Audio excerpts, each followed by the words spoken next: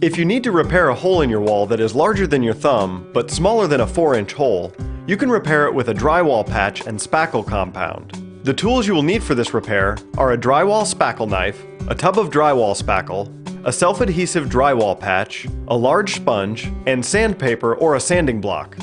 First, clear the hole of any debris and sand the area.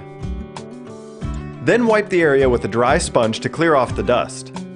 Remove the backing from the self-adhesive drywall patch and center it over the hole.